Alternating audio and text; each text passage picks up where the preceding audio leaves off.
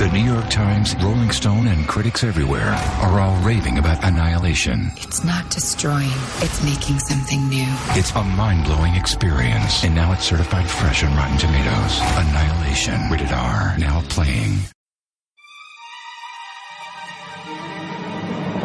Luther's about to do grace, but he's got to apologize like a white girl doing karaoke first. He's like, oh my God, okay, so I'm doing this for my sister. Oh my gosh, Angela, you're gonna get married. Okay.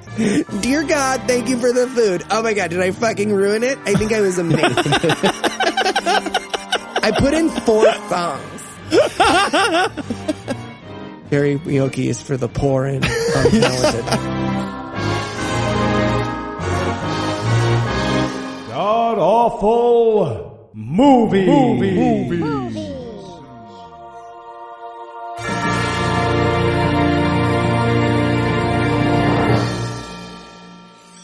Welcome back to the GAMcast, where each week we sample another selection from Christian cinema because that's the only legal thing that the voices tell me to do.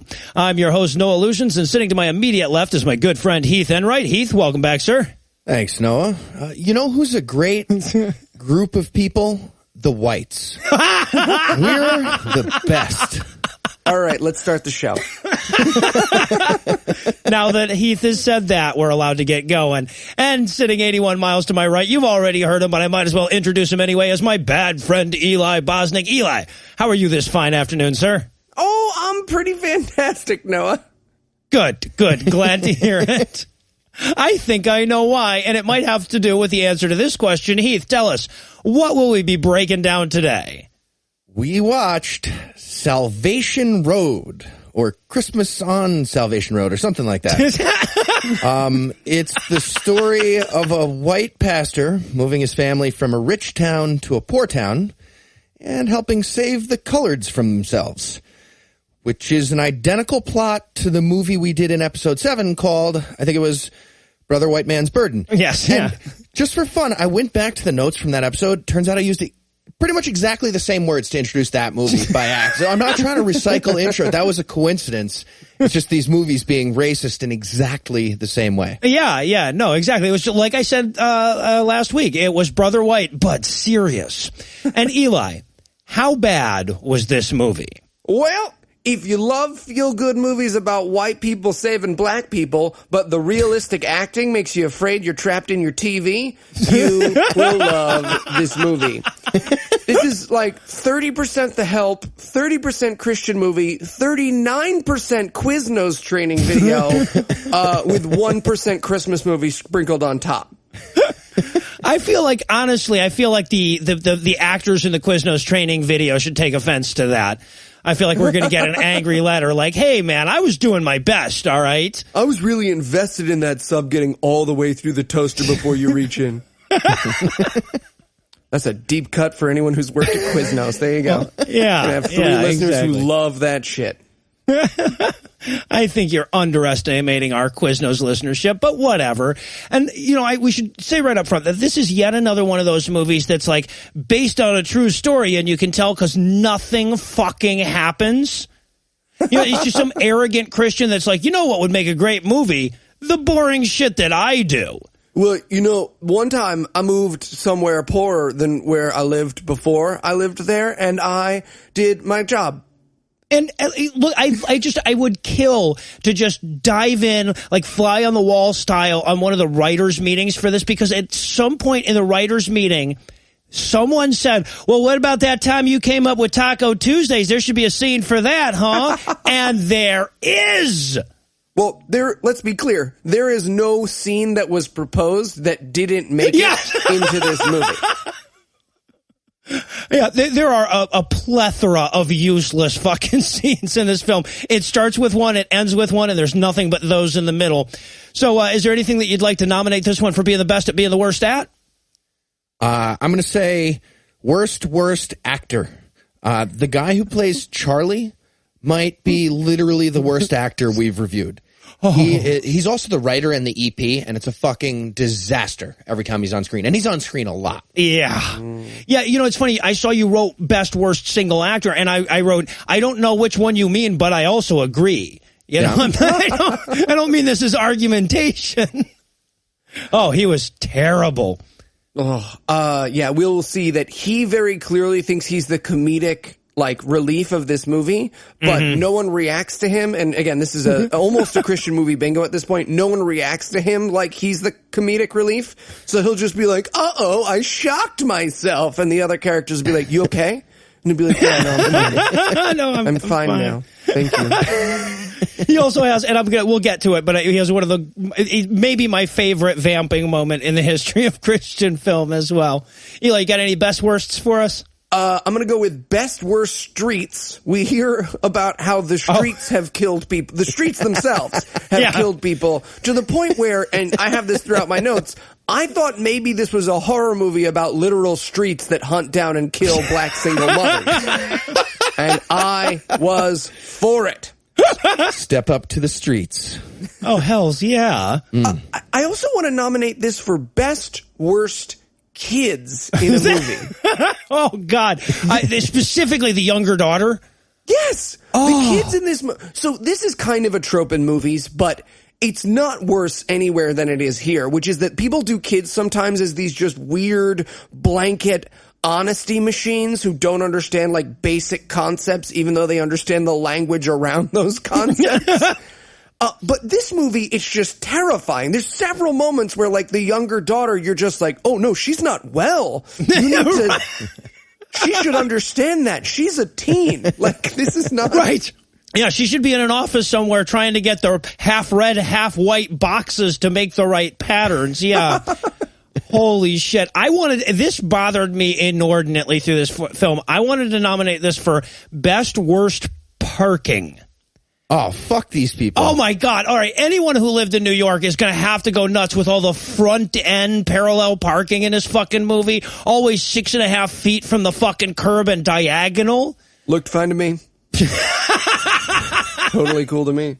Didn't hit anything, so that's great parking, not just good parking. Because you can tap the car in front and behind you. That helps him. I hate make you so space. much.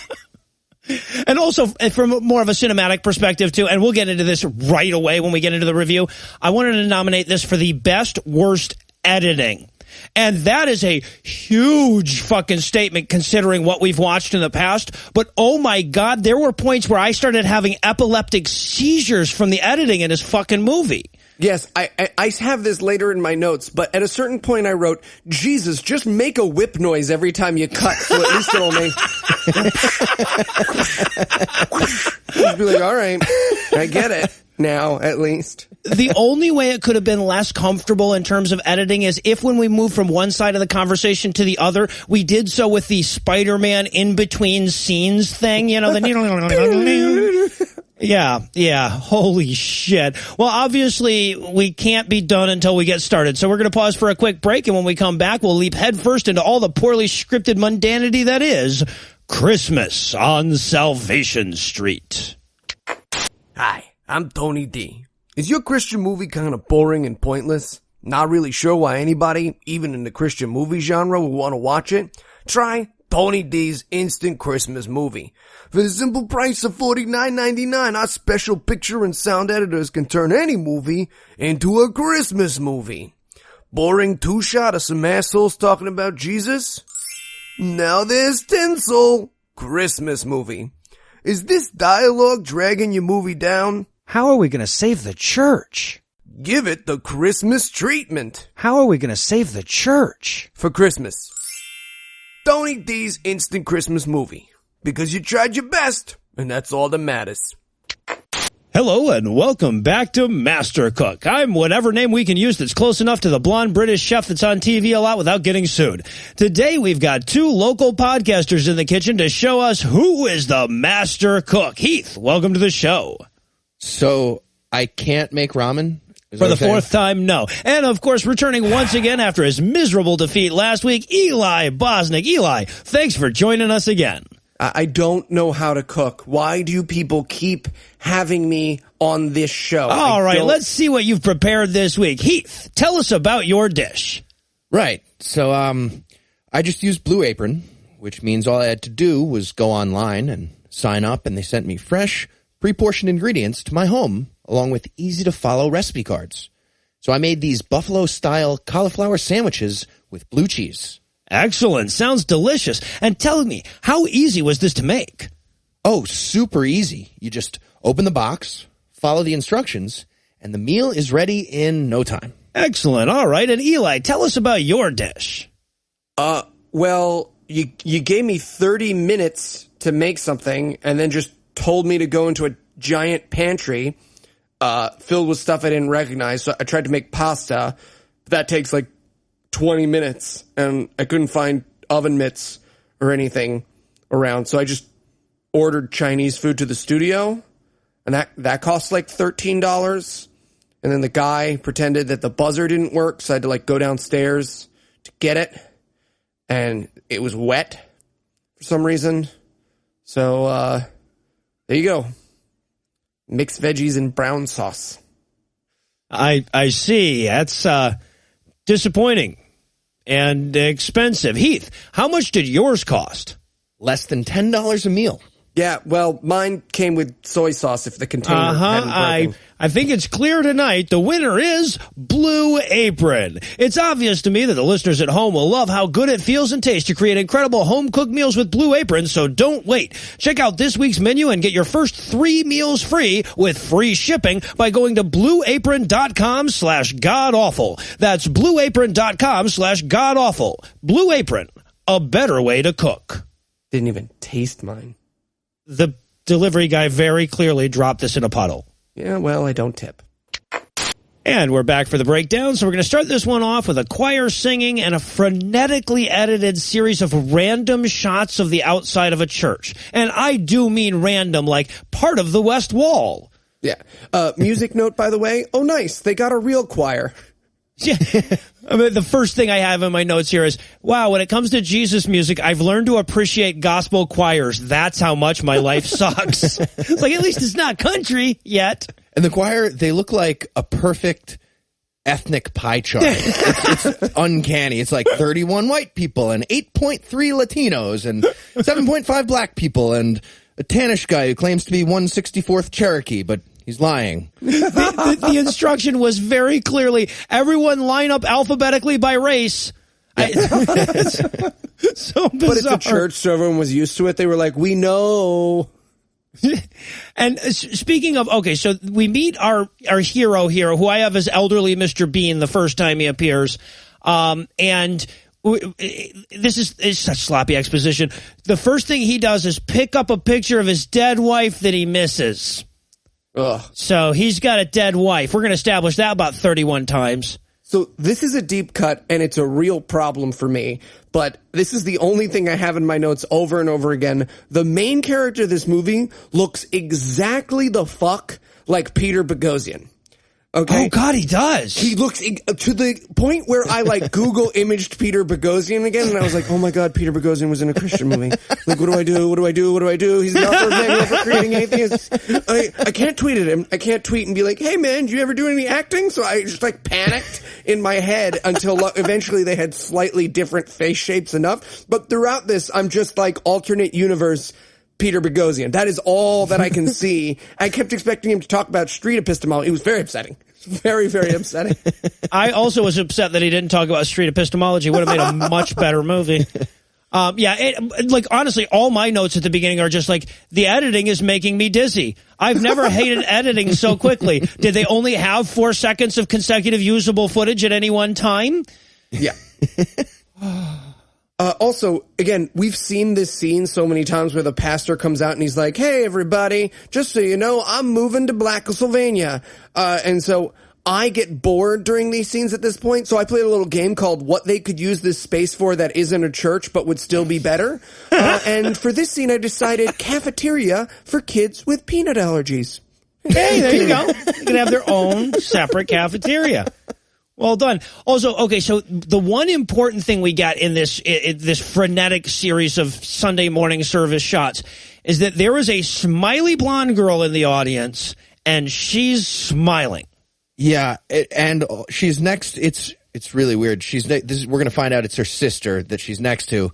And they're the two contrasting girls from Threesome Porn. In Right. the front row. That's what. Yes. You got smiley blonde girl and you got Latina Alanis Morissette, and they're going to be two of the main characters, pastor's daughters. Also, there's this terrible moment here. He gets up.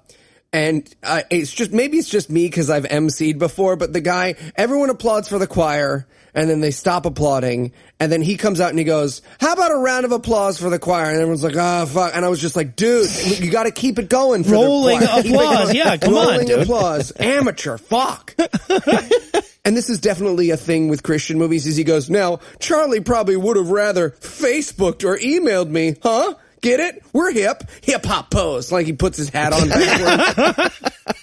And he goes, anyways, after that shenanigans, dear Noah, sorry about your dead wife. It's the weirdest tonal shift you could possibly imagine. Right? A very, very strange letter that he reads. Yeah. Dear Noah, I'd like to name some important pieces of information. Your wife is dead. That's one. Another conflict is that my inner city church needs a new pastor. Those are the premises of this movie. Love, Charlie. That's basically what we got. Much it. And I do want to point out that, yes, the main character's name is Noah. That bothered the fuck out of me throughout. So, yeah, Charlie's church is having trouble, and they need a pastor. And since he's a pastor, he's going to do it. And I love, too, because he says of Charlie at this point, he's like, I met Charlie when he was just a boy. He could have done anything after college.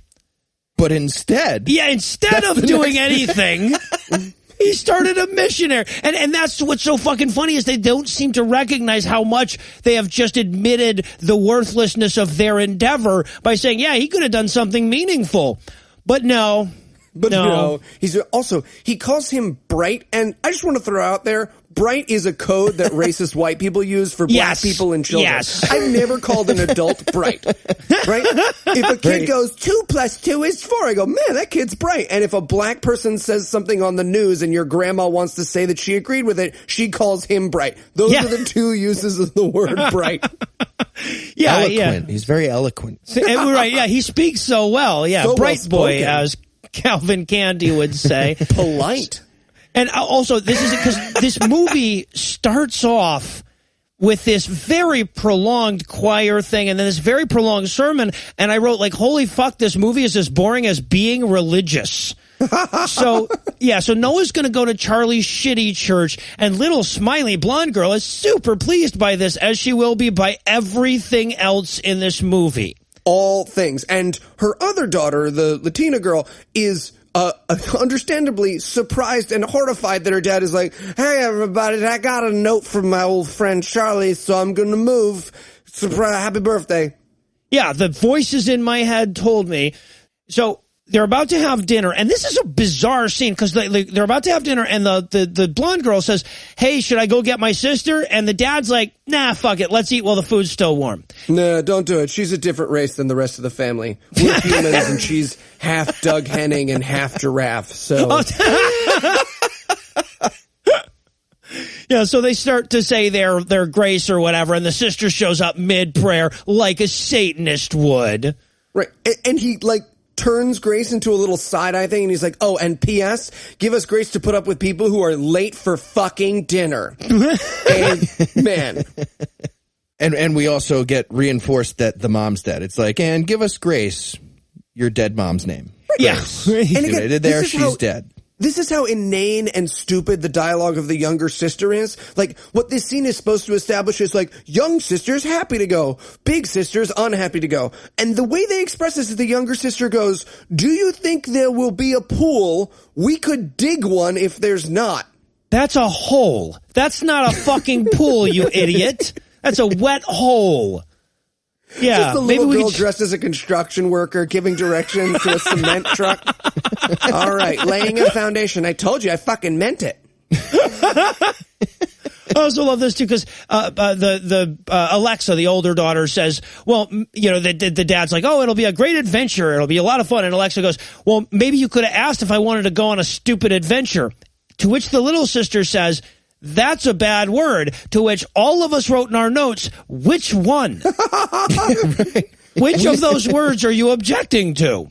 We all swear so much that none of us recognize that some people think stupid is a bad word. Oh, is that stupid? Is that You what think it it was was? stupid? Oh, okay. I literally had no idea. It had to be stupid. I think this little sister is secretly protesting the movie by being impossibly stupid throughout. I think it's like a subtle, veiled protest. Well, She already signed the contract, but Right. I get She's doing it. the Patton Oswalt thing of holding perfectly still when he wasn't talking on King of Queens. I get it. So watch for that. Patton didn't want to be on the show anymore, so he held perfectly still whenever he wasn't speaking in group scenes. It's fucking phenomenal. Come on, it's on TNT.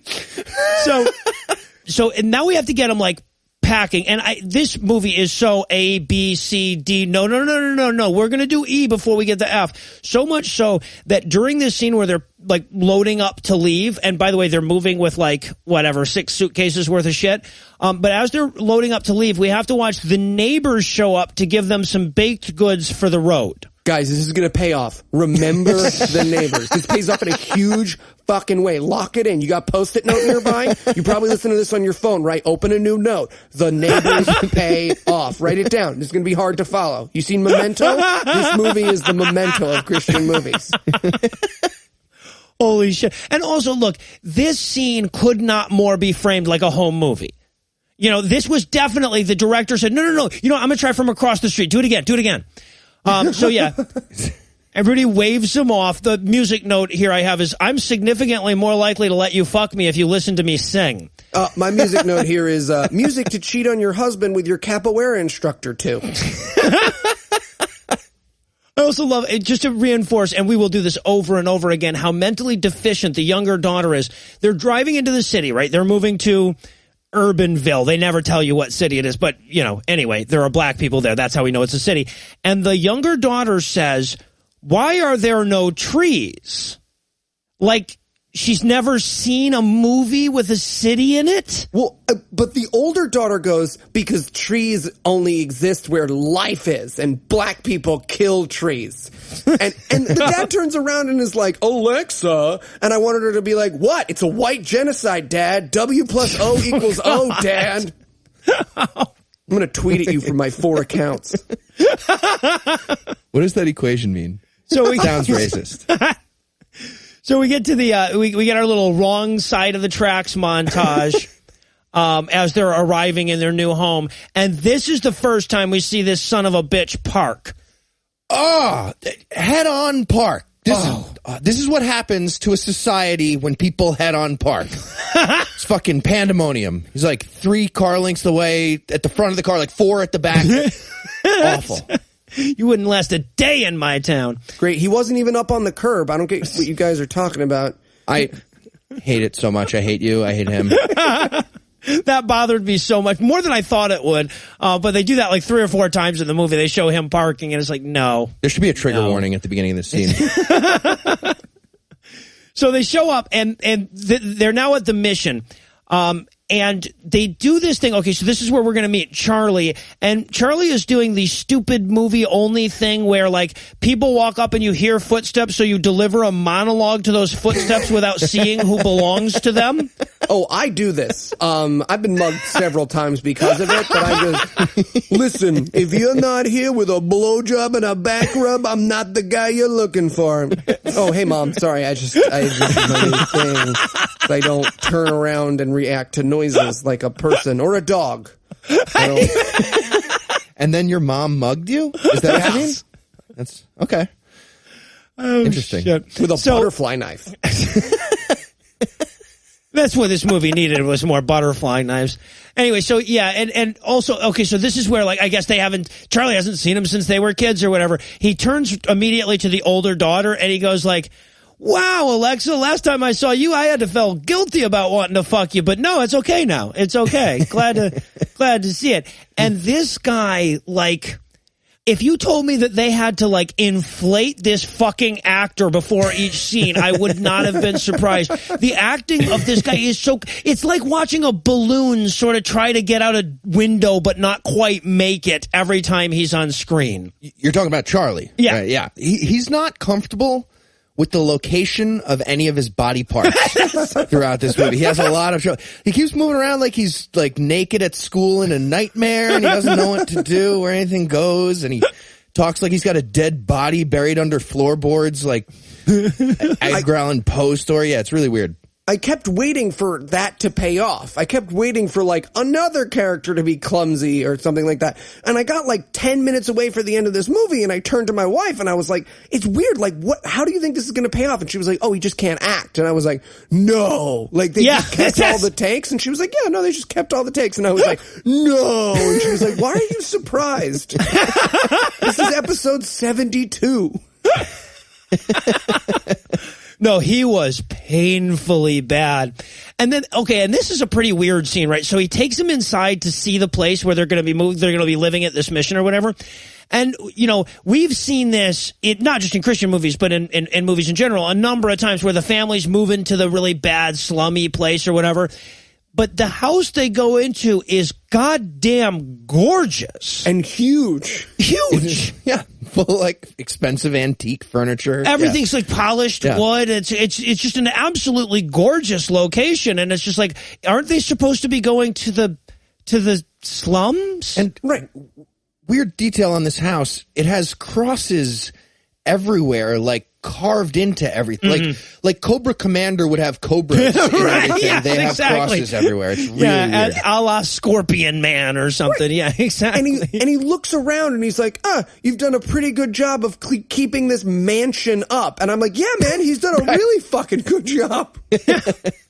Well, also, I love this too, because this is the weirdest non-answer to a question that wasn't apologist related that I think we've ever gotten, because Noah turns to Charlie and he goes, so how does the mission work? And Charlie looks at him as though he would just been asked how a screwdriver works, right? He's like, we ask people for stuff and they give it. Sometimes they say yes, and give that to other people. I don't get the question. And I have a mansion. Yeah, that plus I have a mansion. How do you think the mission works? We'll write it down. We'll both write down our answers. And we'll switch. And this was kind of terrifying to me, too. He says, we used to have a pastor that preached every other Sunday, but he's gone on to his great reward. Well, here's the crazy thing. And he goes, oh, I'm sorry to hear that. And he goes, nah, he moved to Vegas. Yeah. Like, what a weird way to introduce that your pastor moved away. Like, that would be a strange. People were like, oh, whatever happened to oh, he's dead. Really? No, I'm just kidding. I'm just fucking with you. I lied to you. I pretended a human was gone, but he's not. He's fine. He's just not here anymore. I'll pretend you're dead if you leave. That's what I'm telling. That's what I'm communicating with you. Everyone I can't see is dead to me. Well, and also, apparently they had no fucking clue how to end this scene, because the younger daughter, Brianna, we find out her name is eventually, is upstairs, and we hear her scream. Which I thought, hey, this movie's taking a great turn. There was like a crack addict up there in the room or whatever. But no, she saw a spider, and now Noah has to go kill the spider, and they seem to be convinced that there was comedy somehow involved in that. Yeah, I wrote in my notes, ooh, Brianna got taken. I have a very specific set of skills. If anyone there wants me to lie to them about a very old, badly translated book. Ooh, give my daughter back? No? All right, I'll go back to praying. So now it's time for service at the mission, and it's so almost empty, guys. That's why they kept showing us those frenetic shots of the crowd at his last church, so we could contrast it and understand when there's only 7 people sitting in the pews, it's bad. Yeah, I wrote in my notes, scattered applause, the movie. Also, if you want to play along, my use for this giant room that wasn't a church but was still better, yoga studio. Oh, nice. Yoga studio. Learn to resonate with the universe. And so Brianna is in the front row. This is the younger daughter. So you remember we were talking about how she's just has ridiculous things to say and expressions. Here she's just smiling like an idiot at everything, like an old lady watching her cat get married. She's just like nodding and crazy smiling at everything that's said. That could describe her smile constantly. Man, you shouldn't use pets getting married as an example of something crazy, though. You should use something silly so people will understand, because when pets get married, it's especially if they're pugs, it's important that people know that they're married. And also, okay, so I had already written the bit about how segregated the choir seemed at the beginning of this movie. They had it was sort of a rainbow of skin hues moving from left to right or whatever. So when we see the shots of the pew, and obviously they had to know they were doing this. The two non-black people in the room are sitting way on one side of the pews, and all the black people are sitting in the rear pew on the other side. Yep. Like a fucking bus in Alabama in 1950. And they are reacting to the church blackly while all the white people are not, which is fucking insane, right? Because he's like, thank you all so much for coming, and the white people are politely nodding, but these two black ladies are like, and they're ready to escort him down the yellow brick road. It's incredibly uncomfortable because there's two of them in the fucking room, and you can see all the white actors being like, are we supposed to rah, rah, rah, rah, rah. Hallelujah. Yeah. And oh my God, boy, do they double down on this after the sermon. Like, he walks over to the two old black ladies and he's like, boy, you guys sure are a lot of fun. Anybody want, have you ever hummed on some white balls? Yeah, for real. I said, I like where this is going, little reverse Oreo action going on. Cause seriously, the first thing she says is she goes, I hear you're single. My sister needs a husband. So seriously, you into dark meat? What's the deal, Reverend? Let's get this going. Right away. And also, they sell it to you like that's where they're going for quite a while. So she grabs him by the hand and she says, Pastor, I need you to help me with something. He leans in really close and she goes, grandson. And I'm like, damn. Damn. It definitely felt like prostate massage. Yeah, she definitely did the exactly. little finger thing. Creepy. Nope. You need a release. But yeah, no, what she really needs is an old white man to go save her gangster son from the streets, or her grandson anyway, whose name is Toby. I liked it better when they were named T-Unit and Crusher. Murder Face. I really hope this actor started an argument with the writers about getting a different name, just to force them to say it. My name is Gunter Kinsey. All right. So the pastor heads off to find Toby, and we know that because that's what they were talking about at the end of the last scene. Oh my fucking God, this movie, whatever they're talking about at the end of the last scene is what we're going to get in the next scene. Yeah, exactly. This is like 24, but somehow more boring than the first two episodes of the season. You know, the first two episodes of 24, they're always like, oh, look, we're doing time. Watch Kiefer Sutherland have coffee. It's like that, but it's the terrorists never come. Yeah, right, exactly. It's like 24 if nothing happened. You're the one getting tortured. Right. So so he shows up to find Toby, who's hanging out with a bunch of hoodlums on a porch, and they're gambling. What are they playing? It's supposed to be cards. You see cards right away. Cards. They're playing high card wins. That's what the guy says. Literally what they said. That's stupid. High card wins is a dumb game, but it's also not even what they're doing. If they were playing high card wins in reality, they wouldn't just be passing around cards and dollars with no system to it. They're just throwing stuff at each other. It makes no sense. And he tells everyone to ante up. So this is an anteing system of high card wins. Also, there would be a deck, not just the 4 cards we see. At one point, one of the gentlemen will grab one of them and offer it to him like, hey man, do you want to see how high you can get your card? We don't know how gambling works. Well, it's like watching Muslims put together an alcohol montage. Yeah, they might as well have been gambling to I Spy with My Little Eye or the sharing game. Oh, you didn't say Simon Says. Pay up, bitch. Ever to name a letter, alphabetical order wins. M, X, R, A. Fuck. I knew I should have said always does A. We always lose. All right, now you can only say A once out of every 3 times. You can't always do A. Fine. But if someone else says A, you can say a number. You can say blank. So they're all hanging out, gambling and hoodluming and whatnot, and an elderly white man shows up, and they're like, are you a cop? And he goes, no. And they're like, okay, well, then there's really no normal reason for you to be here, is there? Yes, and I need to point out something very, very important. The extras, every time this sort of black gang shows up, are the single greatest comedic performance of this or any century. I can't. You have to watch it. Again, it's not a good movie. It's not worth watching. But it's on Netflix. Get on Netflix. Scroll through, because the extras very clearly thought slow motion hip hop dance was the way to do. But they're just like in the background, like They strike a series of poses and are always doing some weird. Hey, Macarena, yeah, man. Well, but you know that's because the director was standing in the back going, "Stand blacker." You're Come not. on. Don't you guys cross your arms or something? Shouldn't your jeans be backwards, like crisscross? No, we're not doing that. Absolutely not. Also, there's this weird moment where he goes, well, then get out of here. And the pastor like walks away and pauses. And we all have some version of go back and challenge him to a dance off. Cause that's what I thought it was going to be like. All right, guys, tell you what. I'm here to, and I'm meant to say, and every time, shit.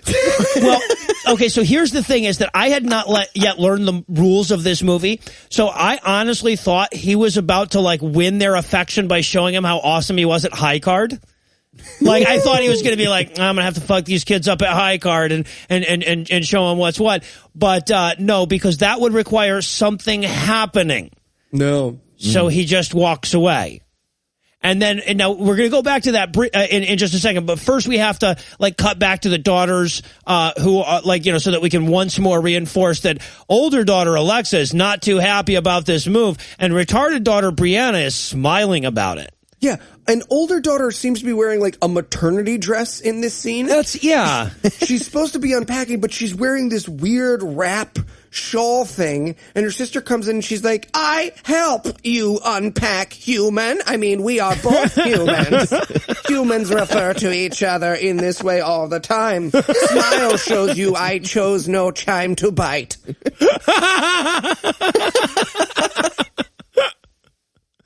So we get a little bit of that conflict. It's very important that we reestablish that. And then we cut back to Toby, who's now leaving the big high card tournament. And apparently the pastor has just been sitting in his car waiting for Toby to leave so he can pick him off one at a time. Toby goes, hey, man, are you stalking me? And I'm like, yes, that is exactly what is happening right here. No. Well, what's the xylophone for? Why are you doing Okay, yes. Yeah.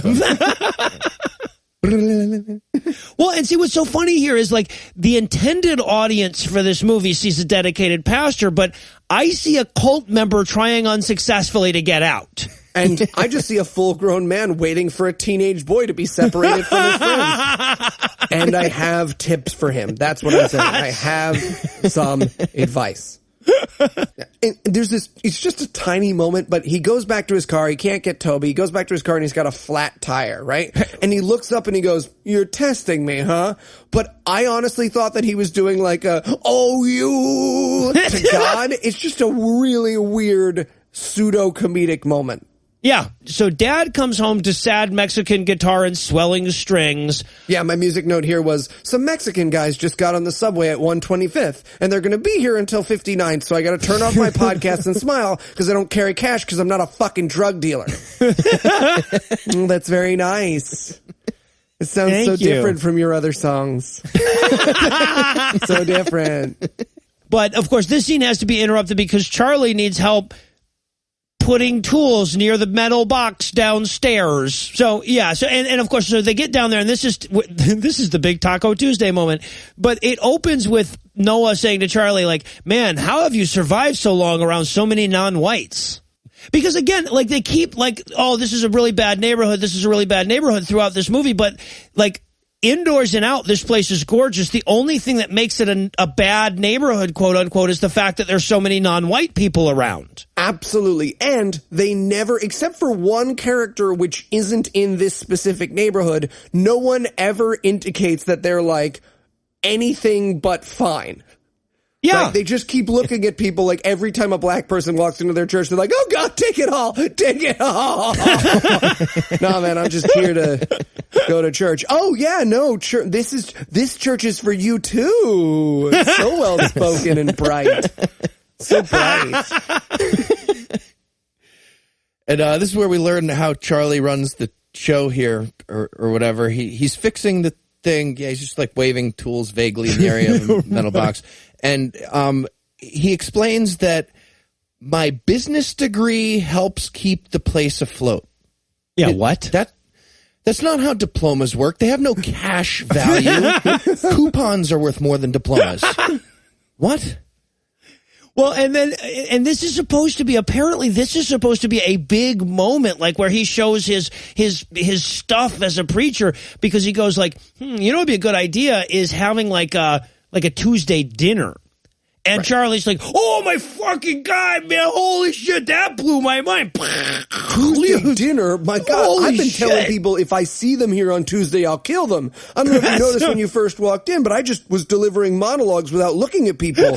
So, yeah, that sounds way better than just continuing to stare into the front trunk of a car. Is that what that's called, a front trunk? I call it a front trunk. Also, tiny comedic note about this scene. They're doing like a banter back and forth at the end of it. And he goes, all right, well, if I'm going to cook, then you're going to clean. And the pastor's like, no, you clean. Yeah, you're clean. The Hispanic. Fuck you. Also, fun thing here, because Brianna does chime in with, I'm happy wherever we are. This is where in the movie you can start shouting, shut the fuck up, Brianna, and it works.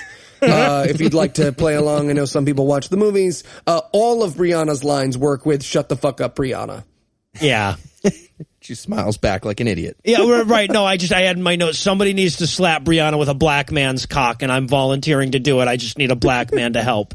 So, and of course, they're getting ready for Taco Tuesday or whatever at this point, and there's an incredible moment in this scene where Carlos comes in because he's just dropped all the taco shells, and he goes, I guess tonight it's taco salad. That's okay, because Mexican food is all the same ingredients. And I wrote in my notes, that's his one. Well, if it wasn't so fucking true, maybe. But yeah, that's... Well, we don't get one if it's true. Well, then this show is about to change.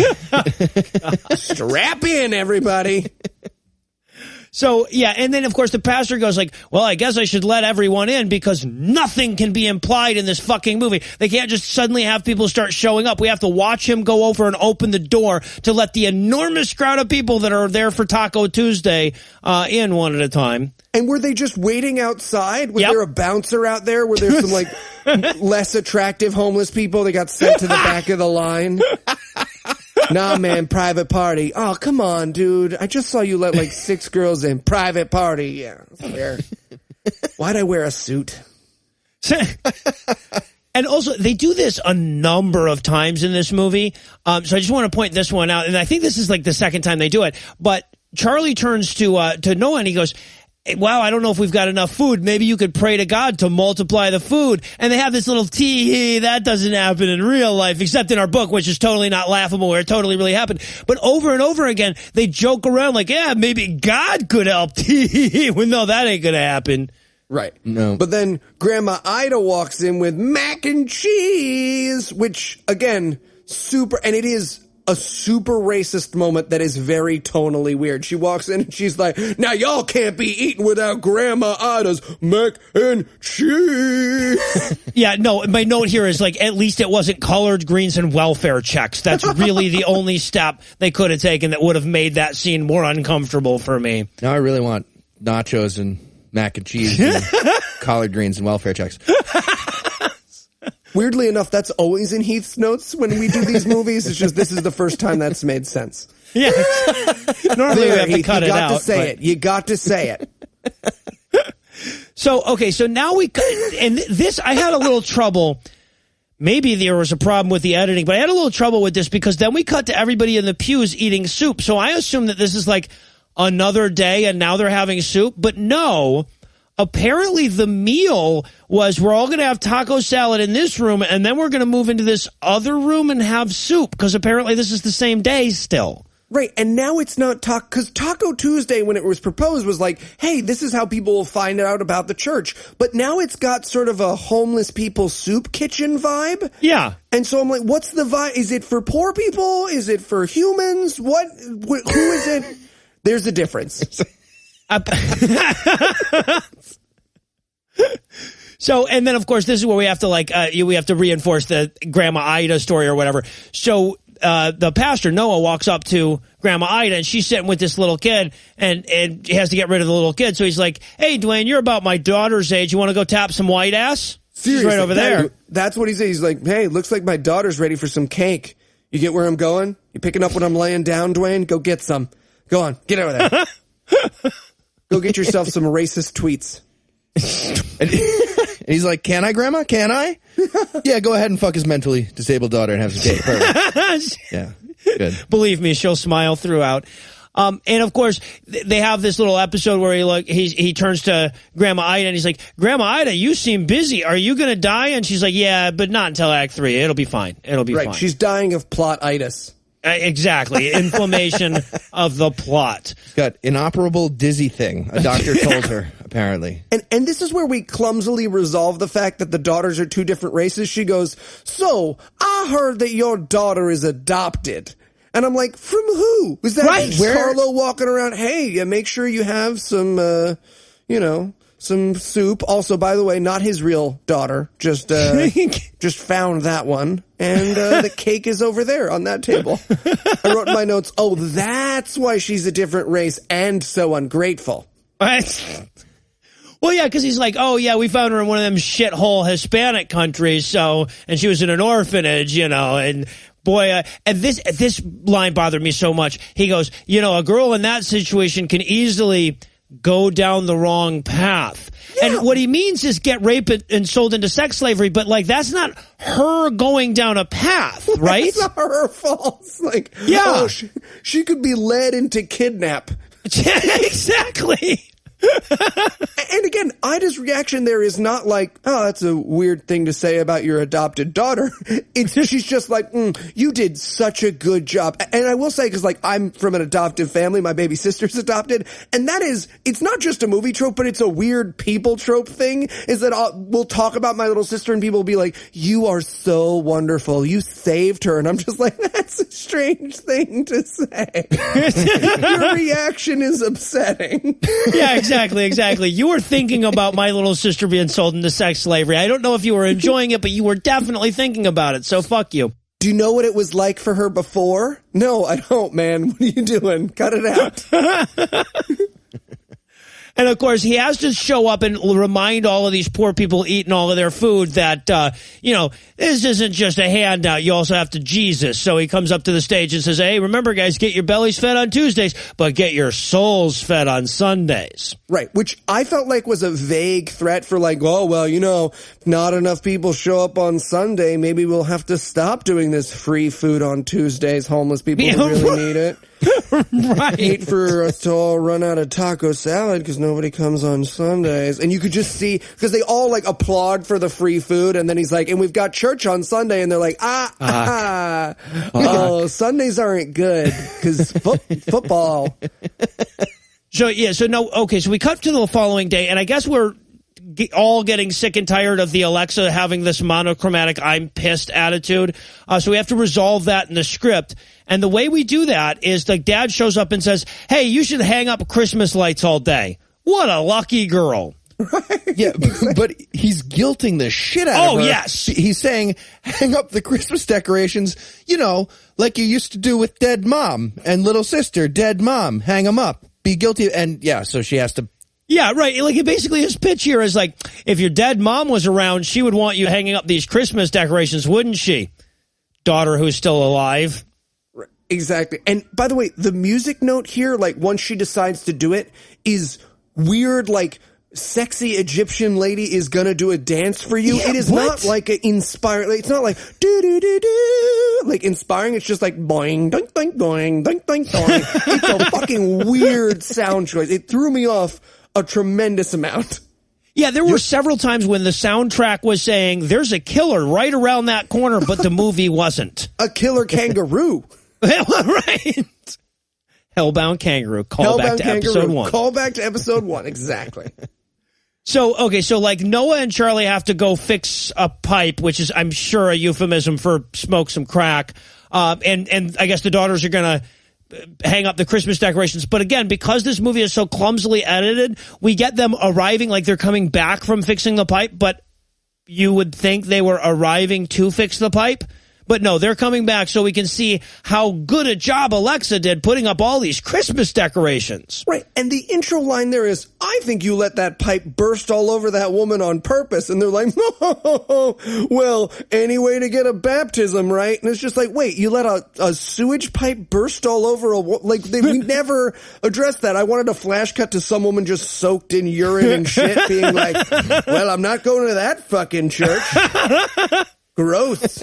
Well, I honestly expected the reply line to be, I think you let that pipe burst all over that woman on purpose. And he says, well, I figured the god-awful movie guys would need some splooge jokes. So, yeah.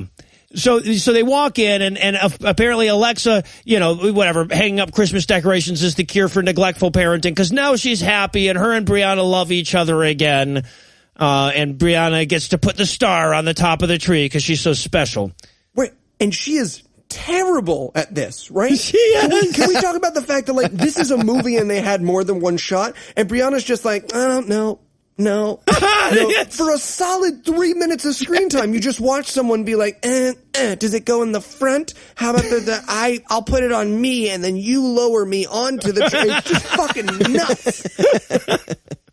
So then we cut to Charlie and Noah crossing bill problems off of our Christian movie bingo card, talking once more about how the mission's not doing too well. Now, I want to point out that generally in a movie where we focus constantly on how the bills aren't getting paid and we're in financial trouble now, at some point in the movie, something happens so that won't be a problem anymore.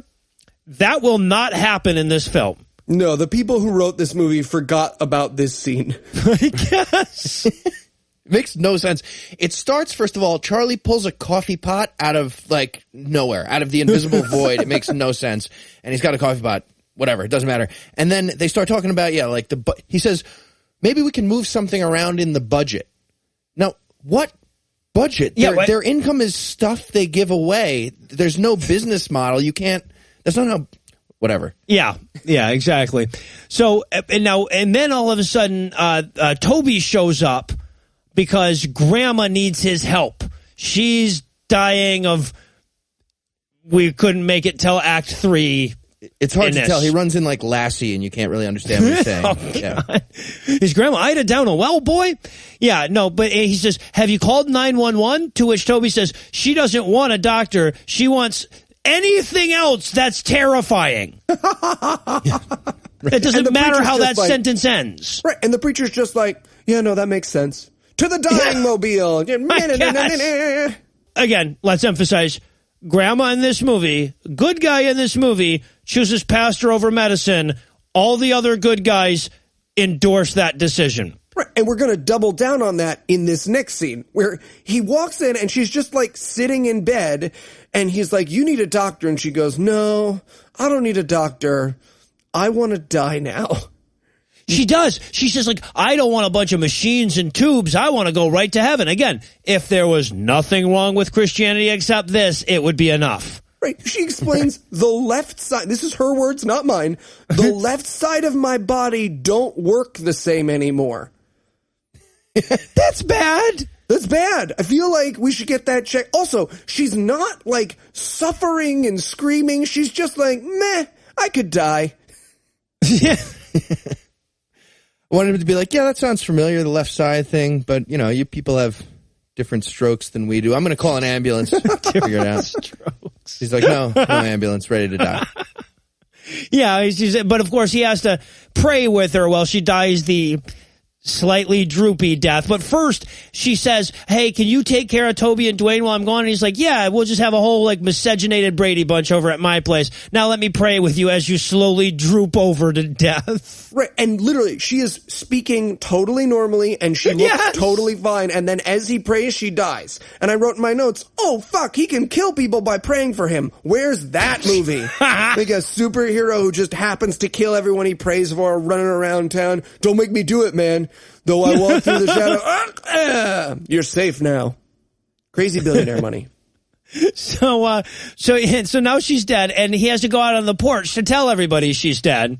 And of course, because these filmmakers seem to think that there is no mental difference between 2 and 13, the younger brother, Dwayne, has to say, how come everybody's crying? To which the pastor says, well, your grandma's in no pain anymore. To which Dwayne says, you mean you cured her? Right. And he's like, no, man, she's dead. And he's like, you mean like nobody buys her albums anymore? No, she's not alive anymore. Right. So she's records ahead of time? Is that what you're saying? Okay, Dwayne, we have an issue here. And then he literally just turns to Dwayne and Toby and he's like, so, you guys are my kids now, no paperwork or anything because you're black, so they just let us take you. Apparently. I guess we're going with the box full of kittens method of adoption, so get in the truck, son. And it's so clumsy the way he does it. They're like, because the kids are like, well, what's going to happen to us? He's like, you're going to come and live with me. And Toby's like, whoa, wait a second. No, I'm just going to spay and neuter you guys, and then we'll be all set. Get you some advantage. No, it'll be good. It'll be good. So, yeah, Toby runs off because he doesn't want to go live at the mission. And that's so that we can get multiple fucking scenes of Pastor Noah wandering through bad, quote-unquote, read black neighborhoods, hoping to find Toby. Yeah, just midnight cowboying around looking for Toby. Well, and look, I mean, as they throw this montage together, I shit you not, occasionally he's looking up. Like, watch the montage again. He's looking for a human being. You think he's perched on a power line on one leg somewhere? It's fucking insane. Just watch this montage and keep in mind the entire time he's looking for a human who would be standing in human places. Is that Toby? No, it's just Disney Crows. Yeah. Oh, God. They are not racist. I have it on good authority. Also, weird music choice here. My music note here is Toby and Eli are making sweet love on dark red sheets because this is not looking for someone. Music's like, right. I had it as the if Shaft had a did you know segment. Yeah. And, of course, because we've seen a white person walking around in a black neighborhood for more than 3 minutes in this movie, someone wants to carjack him. And basically, the mugger runs up to him and he goes, hey, man, are you a man of the cloth? And I wrote, yeah, meth head muggers very often know the term man of the cloth. Well, yeah, because that's his whole thing. He's like, here's a knife. Give me your car. And he's like, you wouldn't rob a pastor, would you? Like anyone would give a fuck. Right. And then he goes like, oh, okay, you're a pastor. So what are you doing around? Like, he makes fucking small talk. He's like, right. So what are you doing? He's like, oh, I'm looking for Toby. And he's like, oh, cool. And he's like, so you going to steal my van or are you going to go let me look for Toby? And I wanted him so badly to be like, well, I could steal your van and you could still look for Toby. That's not an either or, but like you need the car to look for Toby.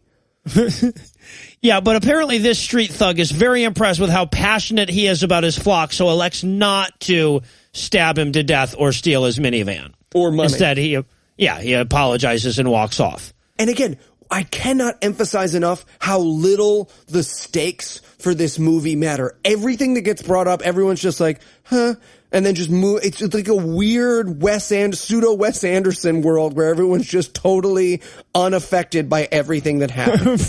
Right. It's not because he then gets a cell phone call from his daughter, right? And she's like, Dad, we need to talk about if I can go live with my aunt. And he's not like, honey, guess what? Some guy just threatened to fucking stab me. He's like, no. Yeah, let's talk about your college future. Yeah, what? It's such a bizarre fucking contrast. And again, it's because nothing matters in this movie, so there can be no progression.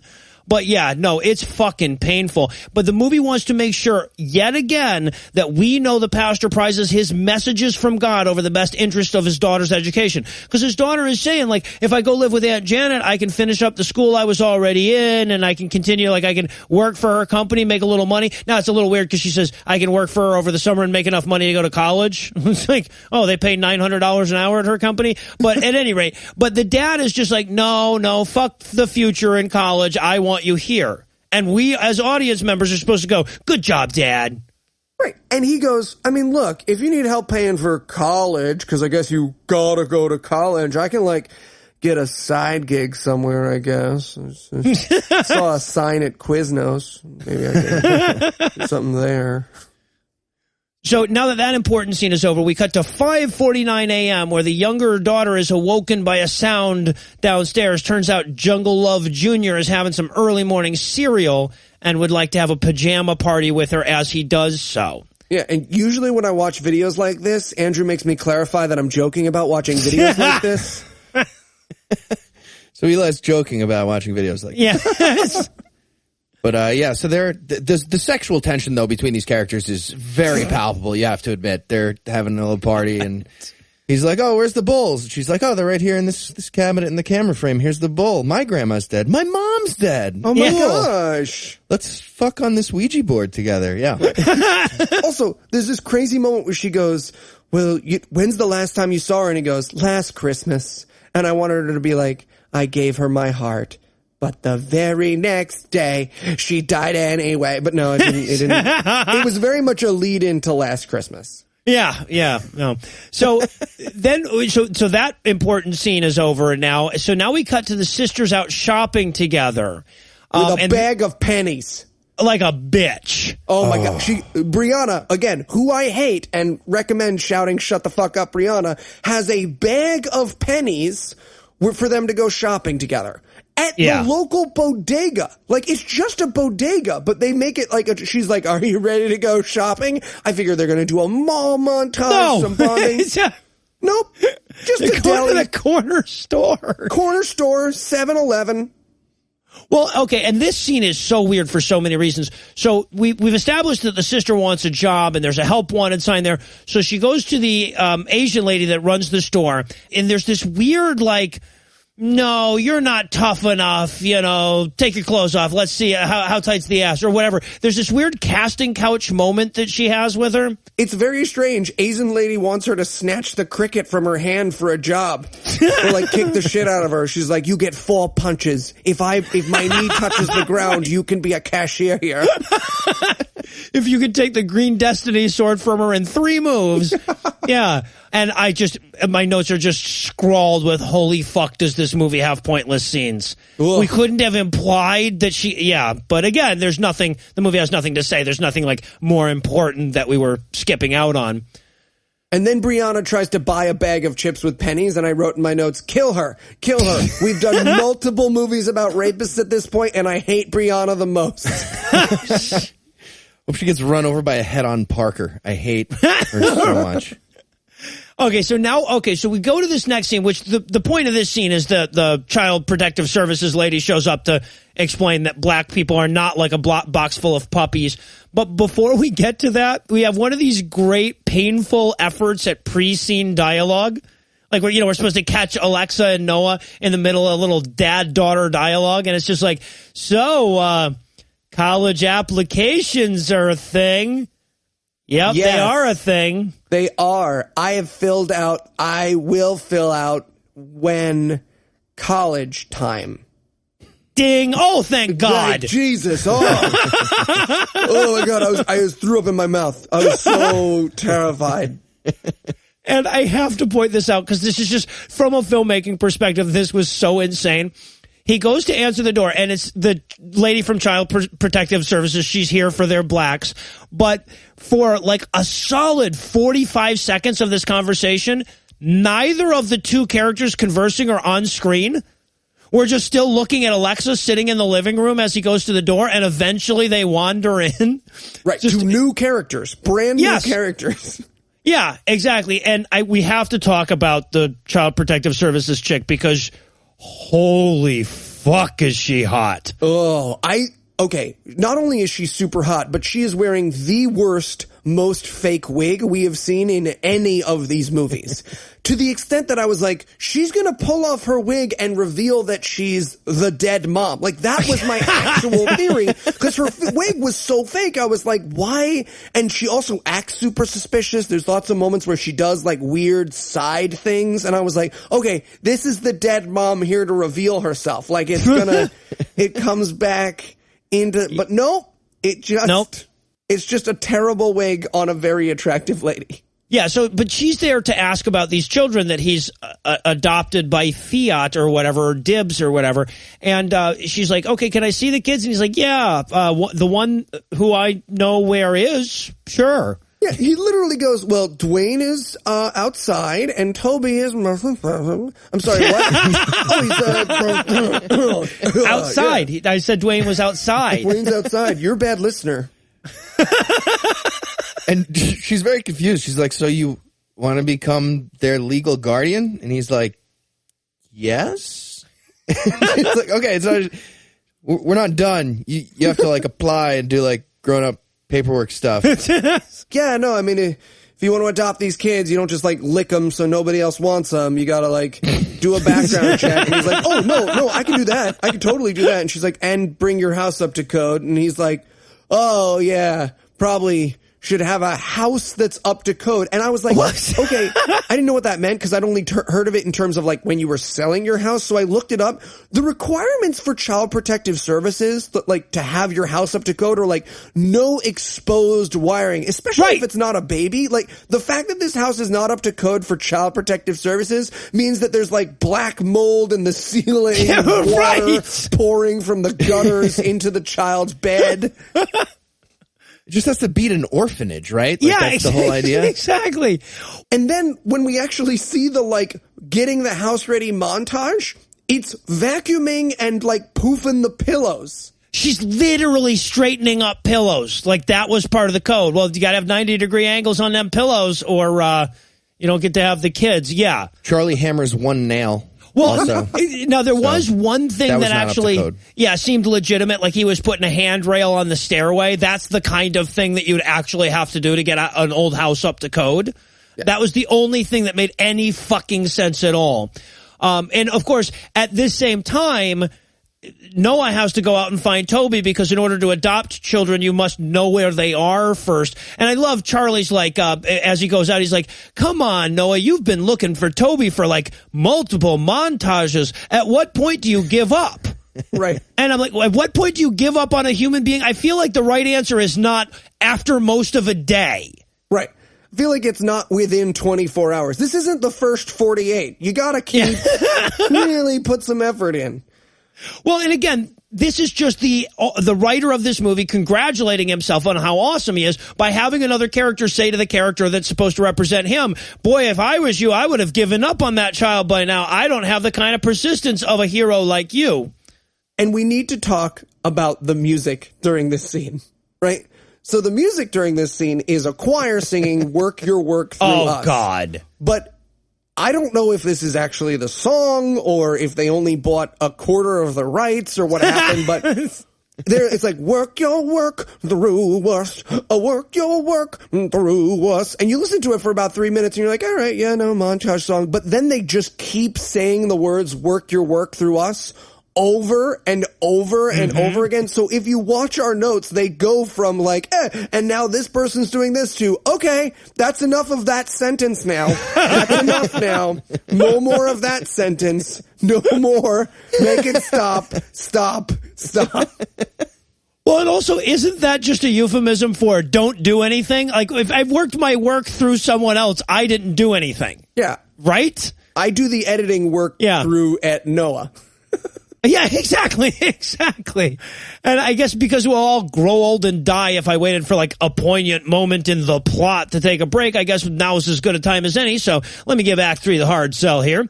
Will Noah find Toby before it's too late? Will Alexa have a non-bitchy line? Does the actress that played the children's services lady have a thing for older guys? Find out the answers to these questions and more when we return for the drivelous conclusion of Christmas on Salvation Street.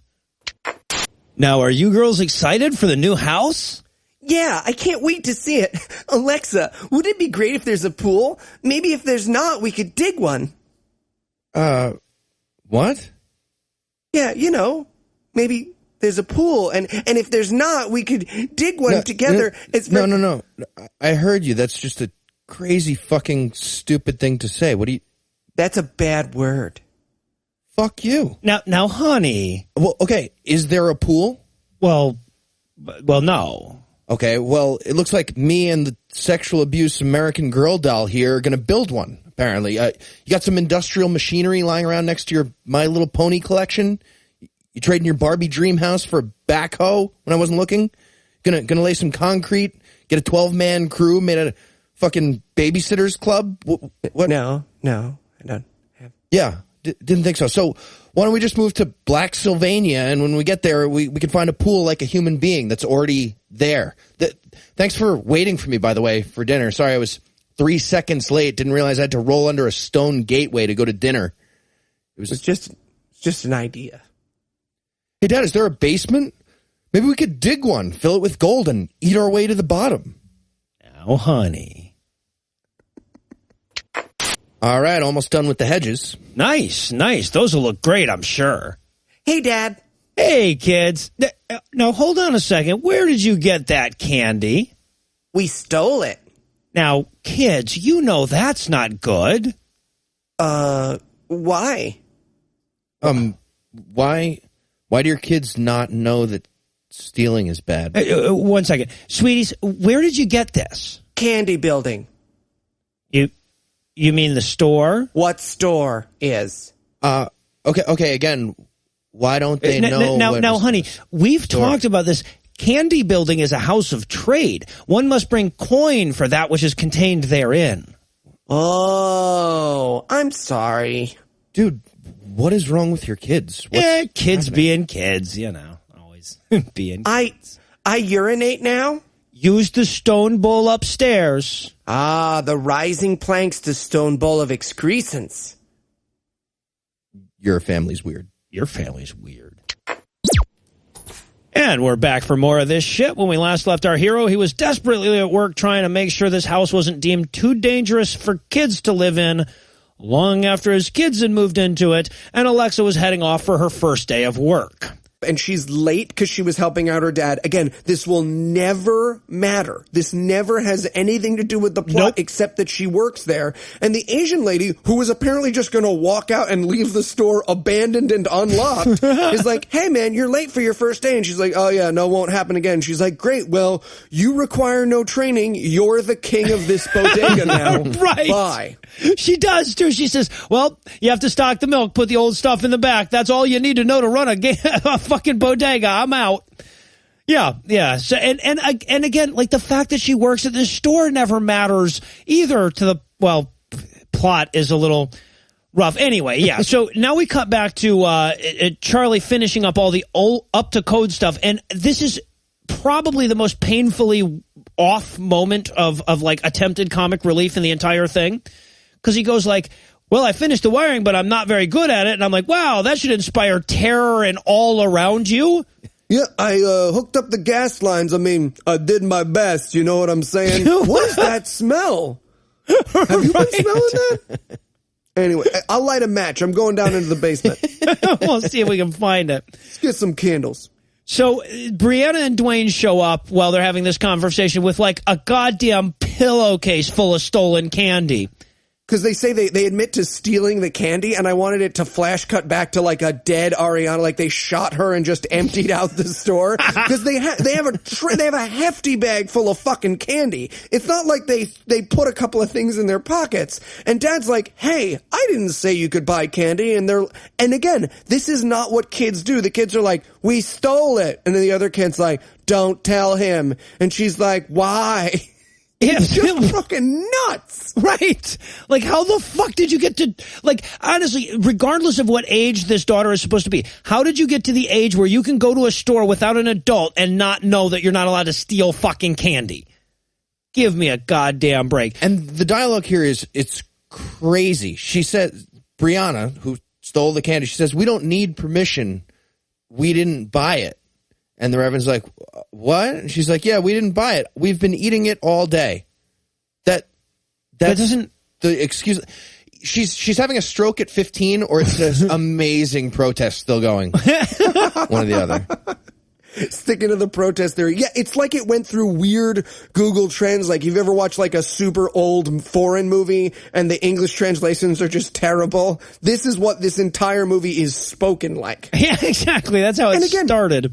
When he corrects her, which, again, won't ever mean anything, won't ever matter, will never affect anything in this movie. It's just a thing to happen so there's motion on screen because this movie is there for dogs to watch, apparently when owners are gone.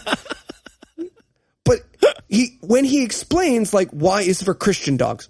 Yeah, when he explains like why he shouldn't do that, he goes, well, you'll never become anything if you do bad things as a preteen.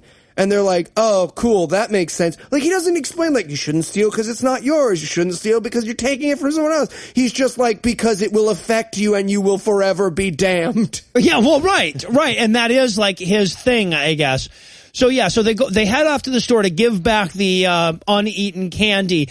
But on the way out, that guy who carjacked him the other day shows up to apologize and become a Christian.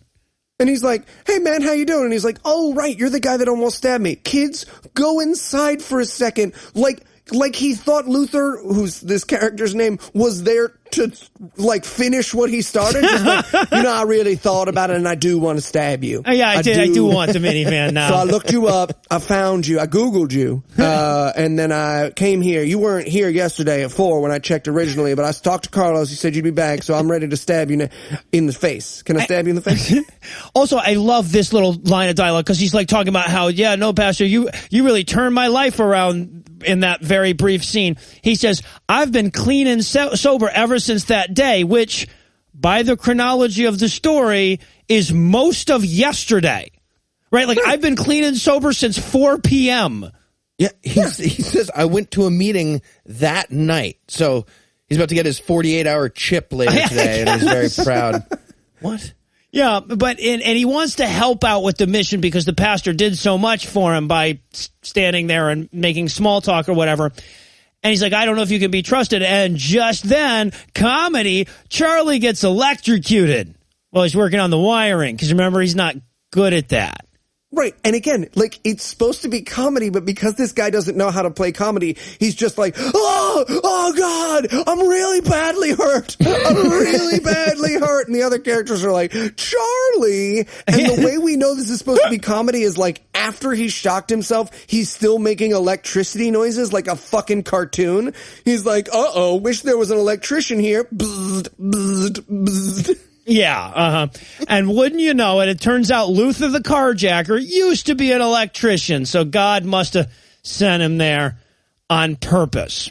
Yeah. And now this little moment, the last, like, 20 seconds of this scene, one of my favorite moments in the history of Christian film, right? Because, like, he says, yeah, I don't know how to do electrical work. He says that to Luther, to which I'm screaming, then don't do electrical work, you fucking idiot. Would you wing oral surgery? But then the actor has to, yeah, right. But then the actor has to vamp for a couple of seconds at the end of the scene.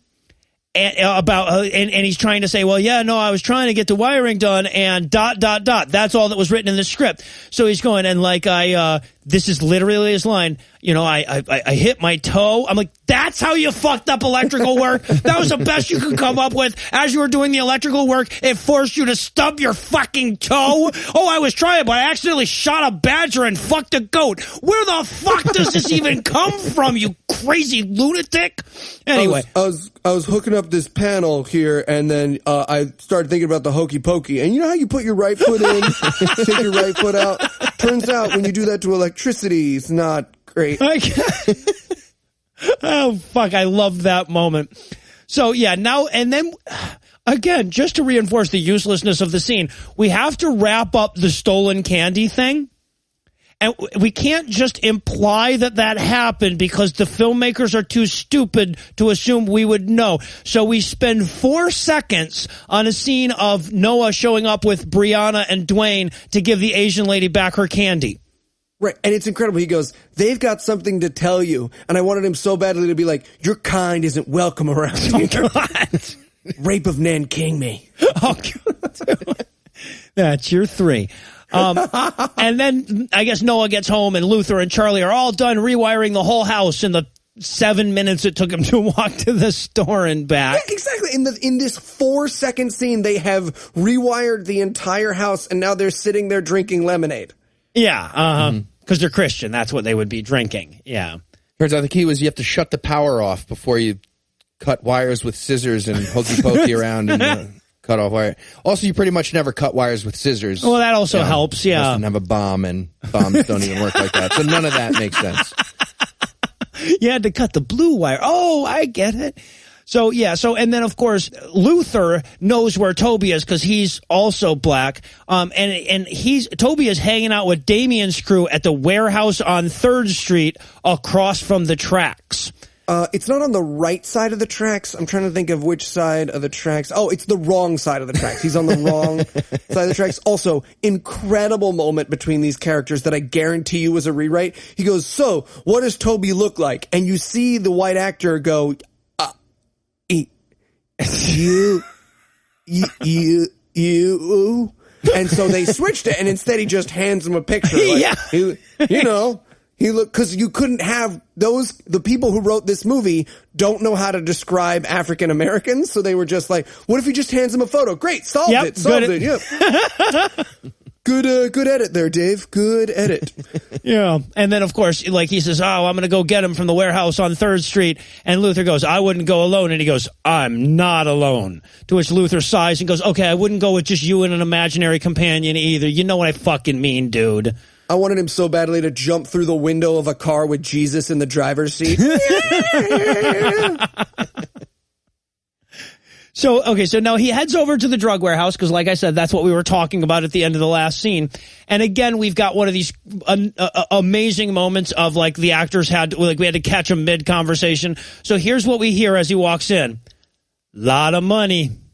Because that's what gangsters talk about when they're just left to their own devices. Yes, and again, just to point out, music note, ready to go again so soon, Toby? Fine, let me get some Gatorade. And they're in a warehouse. They have leather couches. Yeah. In their warehouse hideout. They also have a bottle of what appear to be Sky vodka and cognac? Grey Goose vodka and Beefeater gin. Yeah. But leather couches, no table. They just turned over garbage can. Yeah. Yeah, right, exactly. Also, when he walks in, he's like, hey guys, hey fellas, thanks for letting me in your hideout. Henchman, again, who is giving the best comedic performance of your life, pulls out a gun, and just pulling out the gun, it makes 16 minutes of gun noises. Yes. It's just like, chick, chick, clack, clack, chick, chick, click, click, click. Sounds like Optimus Prime transforming, yeah. Yeah, I don't think when a gun comes out of your shirt, it turns into another gun or something. Yeah. Well, he's holding it sideways, gangster style. It makes more noise often. All right. But the bullets rattling around in there. He just walks in and he's like, hi, excuse me, I'm a white person. I'm Reverend Noah. It might as well ring a bell like he's at a front desk. Like, excuse me. Secretary told me I could just come right in. And flash cuts to a gangster sitting at a desk with like one of those Britney mics, and he's like, big scary warehouse gangster. Big scary warehouse gangster. How can I direct your call? Yes, we do have bloody meth. That's a call sideways. So, yeah, and okay, so now we have to head, because like he doesn't manage to talk Toby out of it, but he does scare Toby about the future that Dwayne would have if they lived on the streets together or whatever. So we head back to the mission, and again, my note is about the painful attempts to catch characters mid-conversation. Because when this scene starts, it's Charlie and Luther sitting at the table, and they're talking about the last scene, right? He's like, man, it sure is good that you showed up to help me with that electrical work. That's literally the opening line. So apparently they're just having that conversation over and over again until something happens. Right, but then it's Luther's turn to leave the scene, so they're like, man, that dinner was delicious. And Luther's like, are you hinting I should do the dishes? And they're like, yeah. And he's like, weird, I thought I was a guest. Sure, I'll clear the table now. Well, and I think this is important because the movie really glazes over that. Luther now lives at the mission with them, right? So like this giant mission. Yeah, like this, they've brought in the guy that was trying to carjack him 48 hours ago to live with the teenage girls. It's a reality show. They're in a giant mansion. It's really weird. Yeah, and of course, this is also the part where Alexa has to break it to him that she's got a job, but like he doesn't care any more than the rest of us. Right. Again, there's no drama of this. No. She's like, Dad, I have something to tell you. I got a job. And he's like, oh, cool. How do you like it? And she's like, I don't know, man. The whole thing at the beginning seemed you would be upset about this. And I just want to know, where is the movie? Are we doing a movie? What the fuck is this? Goddamn hour and 30 minutes of Meisner exercise. Well, right, because if you're paying attention to the review up to this point, you're thinking to yourself, I wonder what the stakes in this movie will eventually be. None. Also, hey, guess what? It's Christmas. Go fuck yourself. This movie has Christmas in the title. Right. Nothing in the fucking movie has any. There was a Christmas decoration scene, y'all. That counts. If you can tell me what this movie has to do with Christmas, I will tuck my dick and balls up my own butthole. Literally, they just like had free Christmas decorations. They were like, you want to set it at Christmas and say the word Christmas 3 times? And they were like, sure do. Yep, I guess so. And then we cut to late that night where it almost seems like something's going to happen. Don't worry, it doesn't. When a mysterious hooded figure breaks into the house late at night. But it's Toby. And he lives there. So I don't know why he has to break in, but he does. Right. He breaks in and he's like, I want to take Dwayne with me. And he's like, where? And he's like, I'll figure it out, man. It's like elsewhere. Yeah, but see, he's leaving Damien's crew, but he knows that they'll kill him if he leaves the gang. So he has to like skip town or whatever. And the Reverend is like, no. The gang guy won't. Is my plan? That's his plan. And that is it. Well, again, his plan is God will take care of it. Like in all of these goddamn movies, everybody's plan has to be sit back and do nothing because God's going to take care of it. Right. And Charlie, who had a golf club when he thought someone was walking in the house, turns to him and he's like, yeah, let Toby go. Let him go. I don't think this is not really our area of expertise. Kind of just wanted to fix up a mission. Yeah, see, the side of this story that you really don't get is that Charlie is a raging fucking racist and doesn't want these black kids around, but he can't say that. So he's constantly going like, man, you've been looking for him for like 14 minutes on that Google. I think it's time to give up, right? And switch back to whites and Hispanics, huh? So, yeah, and also the actor that plays Toby will never get more than 4 consecutive words out without taking a breath. Now, some of that is because he has to shout every single line that he says in the movie. But like, he's constantly like, I have to go get my little brother so that we can run from the gang members. Every goddamn delivery. It's like trying to catch a train with Heath. Deep cut. So, okay, now we cut to Alexa at work where she catches a lady stealing. This is the first half of this scene. The second half of this scene will take place long after you've forgotten it.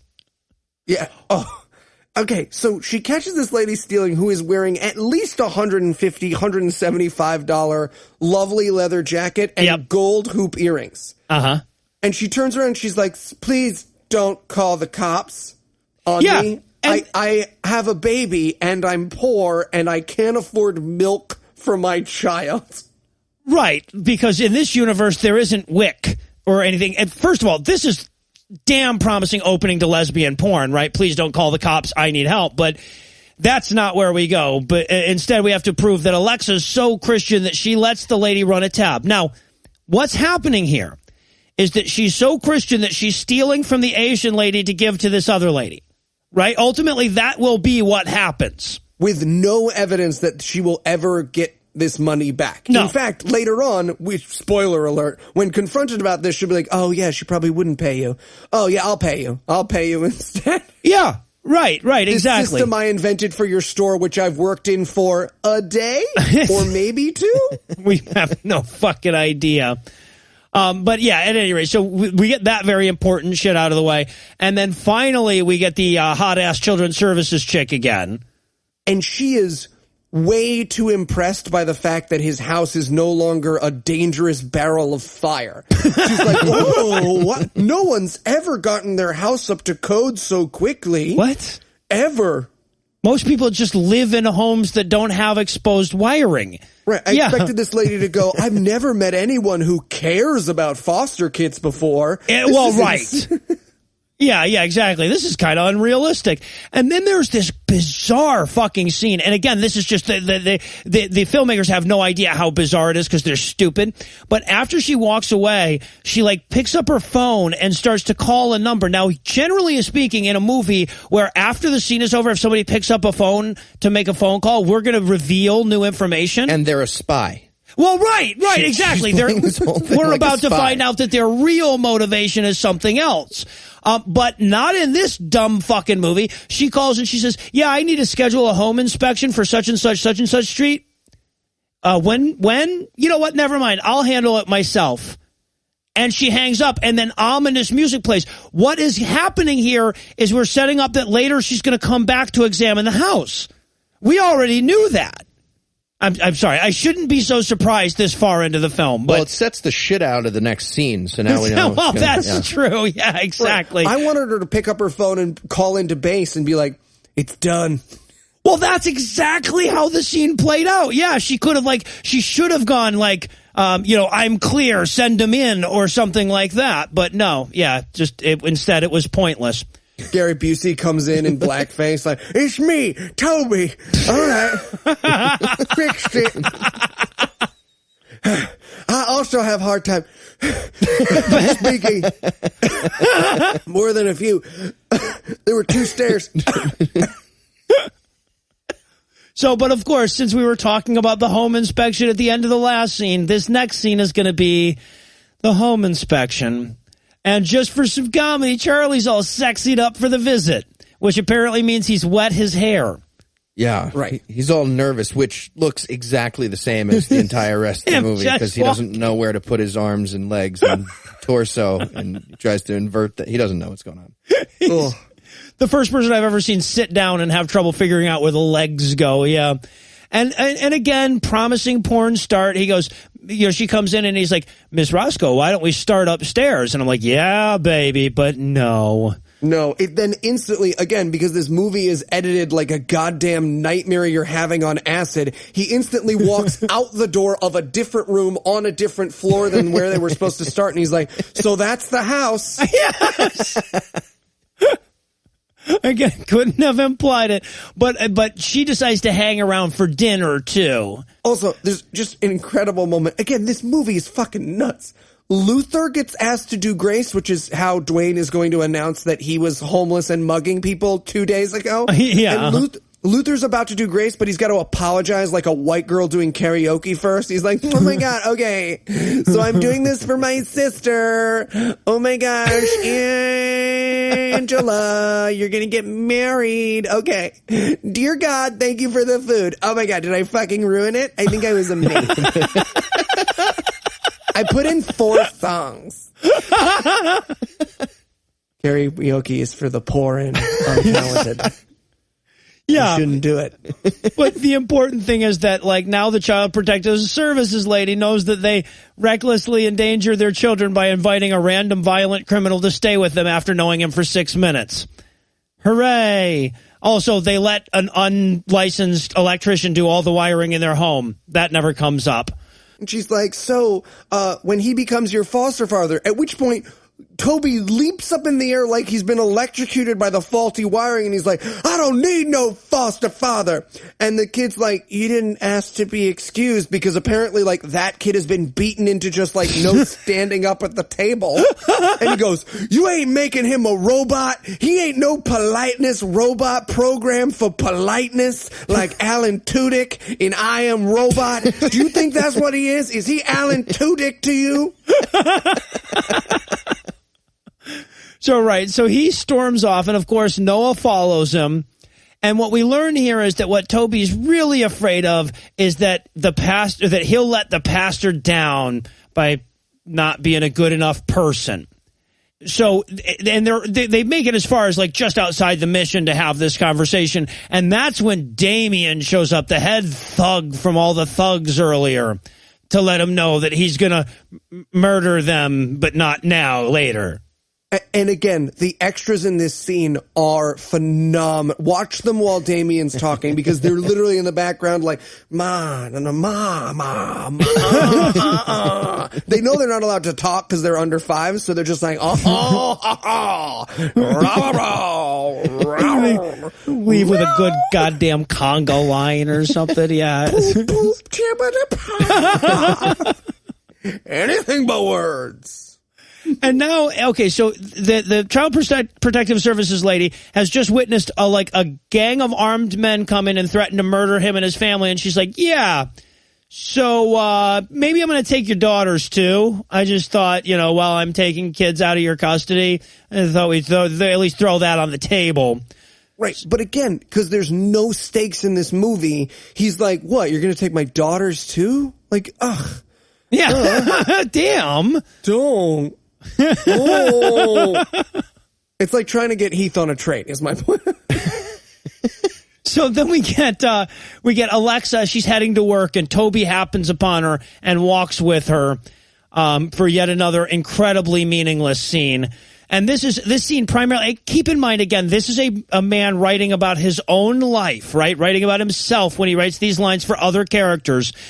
So Toby is basically just going like, man, I don't get your pops. He never gives up on people. Why does he do so much good for so many people? To which she says, he's a reverend. That's his job. To which I just wrote, fuck you, until my hands started to hurt. I wrote, he's a reverend. He's used to fighting for the weak. You're right. Go back to the early diatribes. You'll get that one.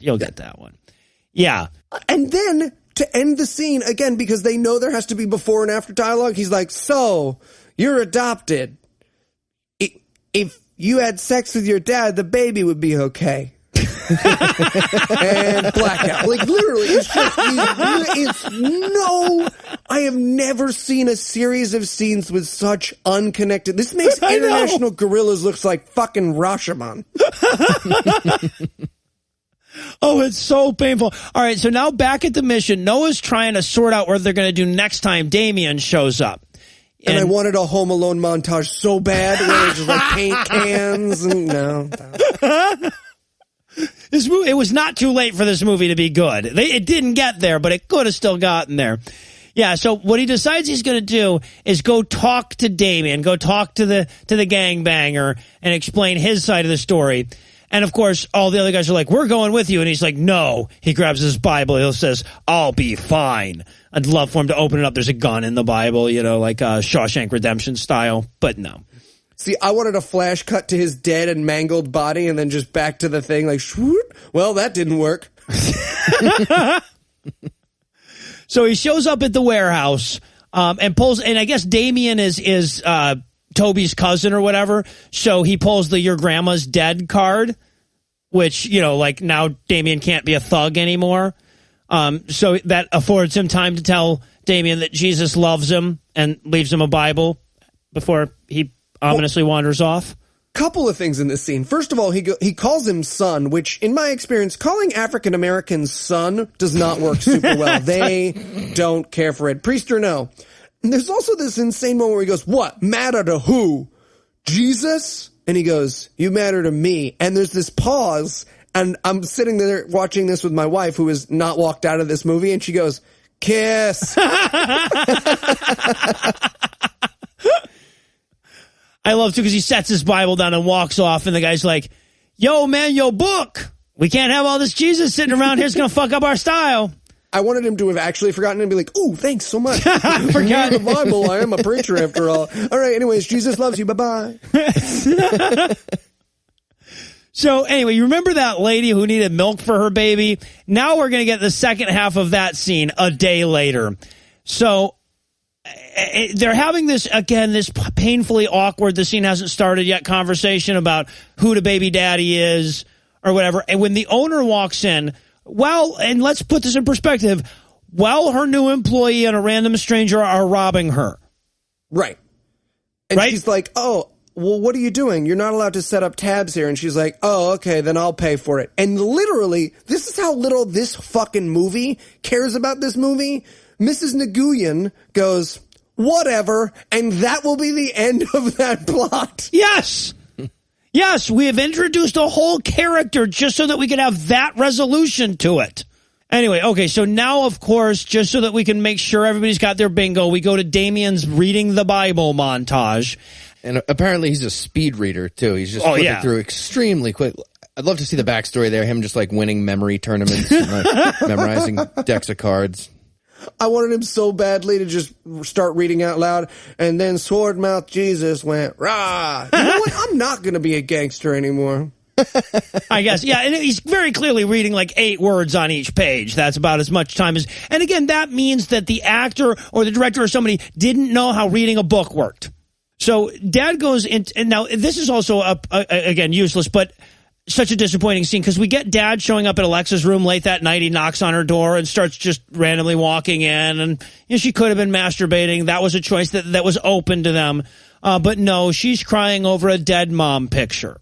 Right. He walks into the room. His daughter is sitting fully clothed on the bed, weeping over a photo, and he goes, everything okay? And I wanted her to be like, oh yeah, man, everything's great. I often weep fully clothed in my bedroom at midnight over the picture of my dead mom. Things are awesome. You want to go to Dave and Buster's later? Okay, just checking, hon. And yeah, right. And of course, I guess what they're going for here is just to resolve, to like make sure that everyone knows, no, Alexa's totally on board with the move now. We are retrofitting a character arc into her storyline, guys. Right. There's an incredible moment where Alexa goes, what do you think Mom would have done? And I wanted him to be like, oh, Mom? She would have rolled hard. Machine gun montage. They just bust into Damien's lair. That's what Mom would have wanted. He throws her a shotgun. Poof. It's just been revoked. So now we cut to the... Yeah, I don't fucking know. The Christmas dance or something at the church. It's the Christmas Eve thing that's happening. See, it's about Christmas. Eli has to, like, fold his dick into his ass or something. What did you say you're going to do? And, of course, right in the middle of their big celebration, Claire shows up, the Child Protective Services hottie, and she's with a cop. She's there to get the kids. Just the black kids. She's actually just come for Dwayne, and because she goes, I need to take Dwayne and Toby. So like in her mind before this scene, she was like, okay, we'll just take away the black ones. He can keep the white ones. Those are his. Like, I don't want to get into all the paperwork, but like, even though one of them is adopted. Yeah, exactly. And therefore under my jurisdiction. Yeah.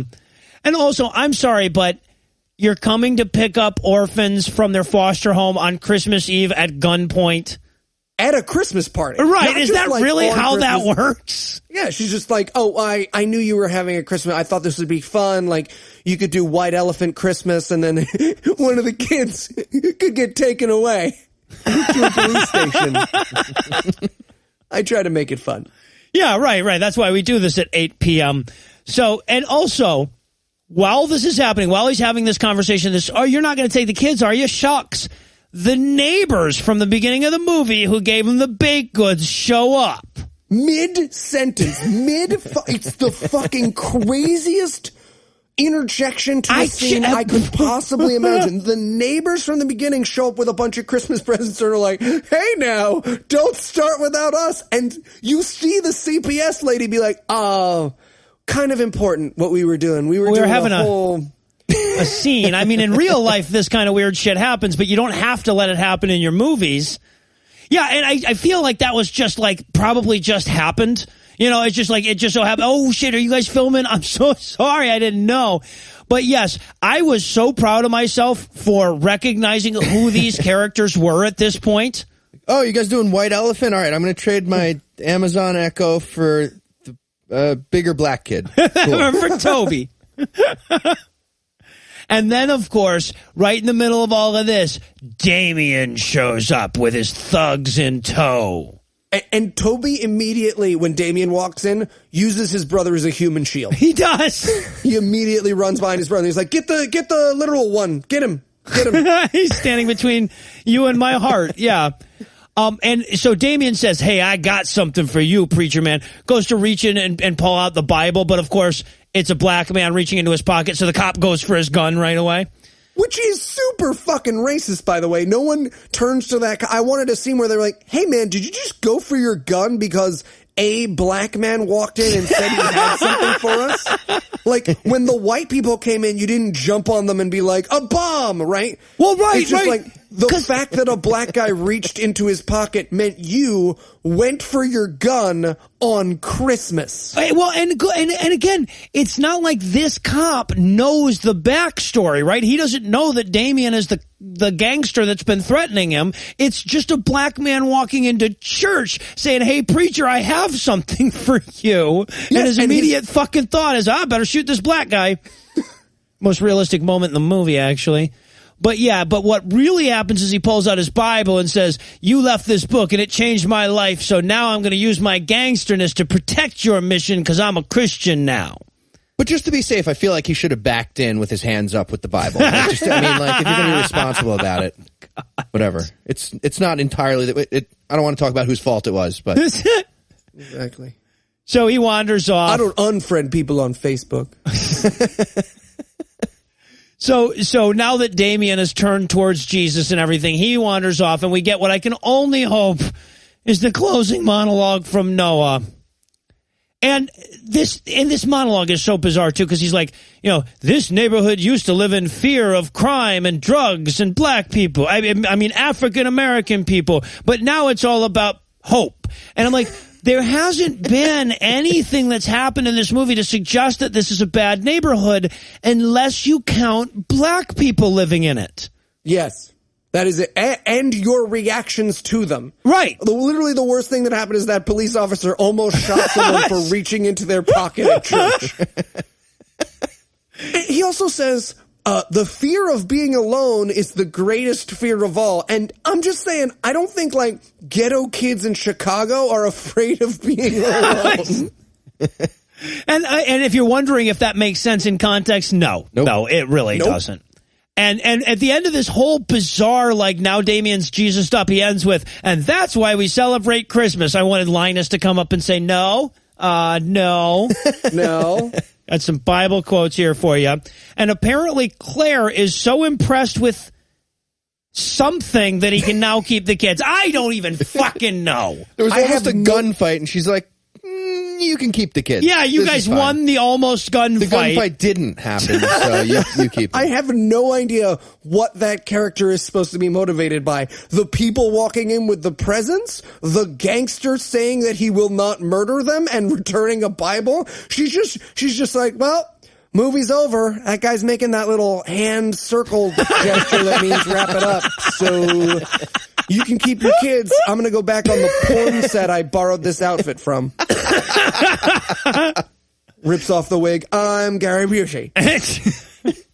Oh, that would have been really complicated for me. So yeah, now the movie is over, and I honestly did not know that until there were credits on the screen. Like honestly, like if I hadn't been counting the minutes for so long, I would have been sure there was more movie coming. I wouldn't have been surprised if they were decoy credits and they were like, ha-ha, and then did another scene. Aha, now we find out if Toby gets into college. No. All right, so like I said at the top, we're clearly dealing with yet another self-congratulatory, my life would make such an awesome movie piece of shit. And after watching so many of these nothing really happened movies, it got me to wondering, and I figured this would be a great way to close the show, what would be the least interesting experience of your life that a movie could be made about that would still be more interesting than this movie? I'm going to say me watching this movie, the movie. Oh. That'd be fun. Me watching Heath watch this movie, the movie. The movie. Well, right, yes. Oh, man, let's make that. Yeah, no shit. I'm in. Crazy 100 air money. And well, that does it for our review of Miracle on Salvation Street. It's not going to do it for our episode just yet because we still need to make you feel all tingly about next week. So Eli, tell us, what's on deck? The Encounter. I've been looking forward to this one. I got to be honest with you. This is a good one. So this guy who stars in The Encounter, The Encounter is about a bunch of people end up at a diner late at night, and then the manifestation of God, Jesus, like fixes all their lives. But a running theme throughout some of the movies we've watched and some of the ones we're going to watch is that, like, this guy is always Jesus God. He's just always Jesus God, and it originates with this movie. Now, there's two of them. There's Encounter, and then there's a sequel. So we got two movies coming up, but this is the first one, and I gotta say, it looks pretty terrible great. Now, isn't this the same God, Jesus guy from Revelation Road or something else that we watched? Yeah, that's what I thought. Yeah, okay. Yeah, I've been looking forward to revisiting this bizarre fucking actor. So with that to look forward to, we'll bring episode 72 to a merciful close. Once again, a huge thanks to all the Patreon donors that help make the show go. If you'd like to count yourself among their ranks, you can make a per-episode donation at patreon.com/godawful. That's patreon.com/godawful, and thereby earn early access to an ad-free version of every episode. You can also help us a ton by leaving us a 5-star review on iTunes and by sharing the show on all your various social media platforms. And if you enjoyed this show, be sure to check out our sibling shows, The Scathing Atheist and The Skeptocrat, available on iTunes, Stitcher, and wherever else podcasts live. If you have questions, comments, or cinematic suggestions, you can email godawfulmovies@gmail.com. The theme song for this episode was written and performed by Ryan Slotnick of Evil Giraffes on Mars, and all other music was written and performed by Morgan Clark. If you like what you hear more by following the links on the show notes for this episode. Thanks again for giving us a chunk of your life this week. For Heath Enwright and Eli Bosnick, I'm Noah Lugeons, promising to work hard to earn another chunk next week. Until then, we'll leave you with the Breakfast Club close. Brianna strangled Dwayne by accident because his hair was so soft and fuzzy. Claire was a naughty little child protective services agent. Brianna and Dwayne died in an unfortunate Amelia Bedelia misunderstanding with a lawnmower and some marshmallow fluff.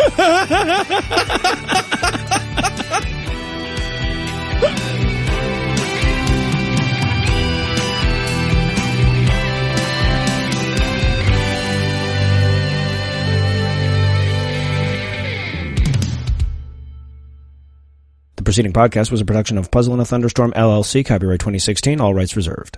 You bring your phone everywhere. Work, school, the movies. Now you can bring it to an Xfinity store for an easy way to switch to Xfinity Mobile, a new kind of network designed to save you money. You can get up to 5 lines of talk and text included with Xfinity Internet at no extra cost, so all you pay for is data. It's never been easier to switch to Xfinity Mobile and keep the phone you love. Click here to see how. Sorry, I gotta take this. Restrictions apply. Limited to select mobile phones. Requires activation of a new line of Xfinity Mobile. Up to 5 devices per account. New Xfinity Internet customers limited to up to 2 lines pending activation of Internet service.